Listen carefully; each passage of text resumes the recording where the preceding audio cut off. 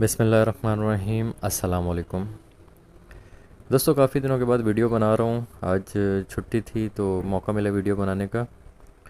तो आपको बताता चलूँ कि जो इंस्टाग्राम पे जो सवाल कर रहे हैं कैंडिडेट्स, उनके सवालों के जवाब के लिए वीडियो बना रहा हूँ। और अपॉइंटमेंट लेटर कब तक मिलेगा, मेडिकल के बाद कौन से प्रोसेस रहते हैं, मेडिकल में जो इशू आ रहे हैं उनके लिए, और अभी जो लास्ट मेरे ख्याल से ईसा लैब और जीएमटी लैब जो रह गई हैं उनके मेडिकल की डेट भी आ गई है।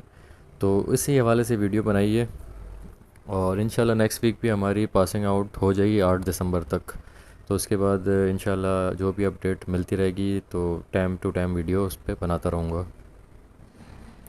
अभी जो रिसेंटली जो क्वेश्चन पूछे गए हैं, सबसे पहले मेडिकल के हवाले से पूछा गया है। मेडिकल में कुछ कैंडिडेट्स जिनमें मेल और फीमेल दोनों हैं, उनकी आई साइट का इशू आ रहा है। आई साइट में उनको जो छोटे लफ्ज़ होते हैं मिरर में देख के पढ़ना पड़ता है, तो वो छोटे लफ्ज़ अक्सर दिखाई नहीं देते। तो जिसकी नज़र परफेक्ट भी है, 6x6 भी है, उसको भी वो छोटे लफ्ज़ बहुत मुश्किल से नज़र आते हैं। तो इन अल्फाज की वजह से उनको कहा गया है कि आप नेक्स्ट टाइम दोबारा आएँ, मतलब दोबारा अपना ग्लासेस बनवा कर आएँ।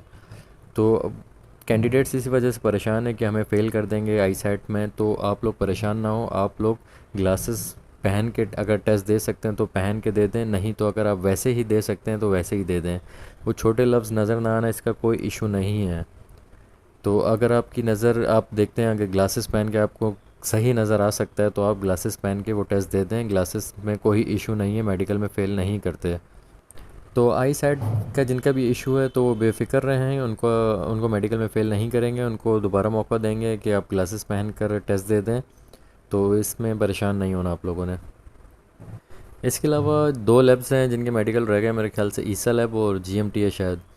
तो ईसा लैब की जो डेट आई है मेरे ख्याल से 30 दिसंबर आई है। तो डेट ऊपर नीचे होती रहती हैं क्योंकि एमएस कभी 50 कैंडिडेट्स का मेडिकल लेता है, कभी 100 को बुलाया जाता है। तो इसमें डेट ऊपर नीचे होती रहती है। तो आप अपने मेडिकल की जो डेट है वो कंफर्म करते रहा करें। जिनके मेडिकल हो जाएं तो ग्रुप वगैरह बने हुए हैं, उसमें अपडेट रहा करें आप लोग। इसके अलावा मेडिकल में जो फ़ेल होने की सबसे बड़ी वजह है वो हेपेटाइटिस बन सकता है। हेपेटाइटिस अगर किसी की रिपोर्ट में आता है तो उससे दोबारा मौका दिया जाता है कि वो दोबारा मेडिसिन अपनी ले, रिकवर करे और फिर दोबारा टेस्ट कराए। तो उसको भी मेडिकल में पास कर दिया जाता है। तो मेडिकल में फ़ेल होने के चांसेस बहुत कम होते हैं, अल्लाह ना करे कोई फ़ेल हो। तो मुझे भी इंस्टाग्राम पे जितने भी कैंडिडेट्स हैं अभी तक किसी ने नहीं बताया कि उसके मेडिकल में कोई इशू आया हो। सिर्फ आई साइट का इशू बताया है कुछ कैंडिडेट्स ने, बाकी हेपेटाइटिस का कोई भी इशू अभी तक नहीं आया। तो कोशिश किया करें, अगर नहीं होता है, मसला आ जाता है रिपोर्ट में आपके, तो आप कोशिश करें कि दोबारा मेडिकल के लिए जाएं और टेस्ट वगैरह करवाएं अपने, और मेडिसिन लेके रिकवर करें। अगर फिर भी कोई इशू आता है तो मेरी इंस्टाग्राम की आईडी है सबके पास, तो उसमें आप अपना इशू बताएं, तो जितना मेरे से हो सकेगा मैं आपकी हेल्प करूँगा। इसके अलावा मेडिकल के बाद कुछ कैंडिडेट पूछ रहे थे कि मेडिकल के बाद कौन से प्रोसेस रहते हैं। तो मेडिकल के बाद आप लोगों का कोई प्रोसेस नहीं होगा, सिर्फ आप लोग के अपॉइंटमेंट लेटर आएंगे।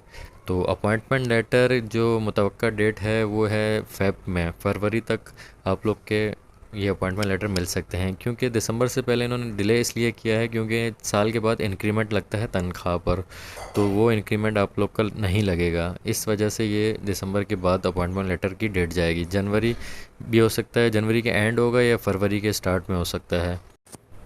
इसके अलावा अपॉइंटमेंट मिलने के बाद आप लोग के जो काम होंगे वो आप लोग के यूनिफॉर्म वगैरह कंप्लीट मिलेंगी आप लोगों को, आप लोग के बैंक अकाउंट खुलवाए जाएंगे।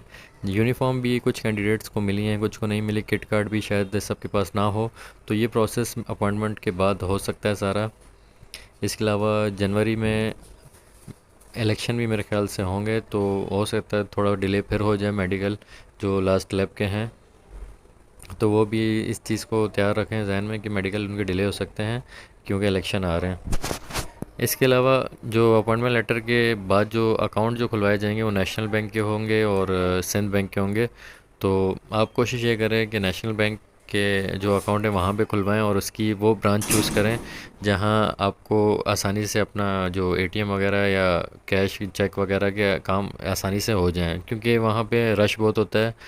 जो मेन ब्रांचेस है जैसे हमें जिना रोड पर है तो वहाँ पे बहुत रश होता है, तो वहाँ पे बहुत टाइम लगता है अकाउंट खुलवाने में। तो मैं प्रीफर ये करूँगा कि आप लोग हाई कोर्ट के अंदर जो ब्रांच है नेशनल बैंक की, वहाँ पर अकाउंट खुलवाएं। इसके अलावा जो यूनिफ़ॉर्म वगैरह आप लोग को मिल जाएगा वो भी अपने अपने डिस्ट्रिक्ट के क्लोथिंग स्टोर वगैरह से मिलेगा, तो वहाँ पे आपको यूनिफ़ॉर्म, शूज़ और इसके अलावा बैरेट होगी, टी शर्ट होगी और मच्छरदानी आपको दे सकते हैं और एक पेटी होगी। तो ये चीज़ें होंगी। उसके बाद ट्रेनिंग का जो शेड्यूल होगा उस पे अलग से वीडियो बना दूंगा कि जो जो वहाँ पे आप लोग को रिक्वायरमेंट्स हैं और ट्रेनिंग का क्या प्रोसेस है, वहाँ पे किस तरह आपको रहना पड़ेगा, वो भी आपको एक अलग से वीडियो बना दूंगा। अभी मेडिकल में अगर किसी का कोई इशू आ रहा है तो वो मुझे इंस्टाग्राम पे मैसेज कर दे या यहाँ पे कमेंट कर दे अगर मेडिकल के हवाले से कोई सवाल है। उसके अलावा मेडिकल के बाद के जो प्रोसेस आपने पूछे थे, मेडिकल के बाद की मैंने बता दिया कि कोई प्रोसेस नहीं है, सिर्फ अपॉइंटमेंट लेटर होगा, क्योंकि वेरिफिकेशन सबकी हो गई, स्पेशल ब्रांच की भी हो गई है, डॉक्यूमेंट्स की भी हो गई, जिनमें आपके मैट्रिक के सर्टिफिकेट वगैरह और डोमिसाइल पीआरसी ये सब हो चुका है। तो बाकी अपॉइंटमेंट लेटर रह गया है। अगर किसी का इस हवाले से कोई सवाल है तो मुझे इंस्टाग्राम या मैसेज इस पे यूट्यूब पे कमेंट्स कर दें। तो ये 2 दिन तक फ़िलहाल मेरी छुट्टी है, तो इंशाल्लाह कोशिश करूँगा आपके मैसेज 2 दिन तक ही जवाब दे दूँ। बाकी नेक्स्ट वीक इंशाल्लाह हमारी पासिंग आउट हो जाएगी, उसमें उसके बाद जो जो अपडेट मिलती रहेगी तो वो शेयर करता रहूँगा।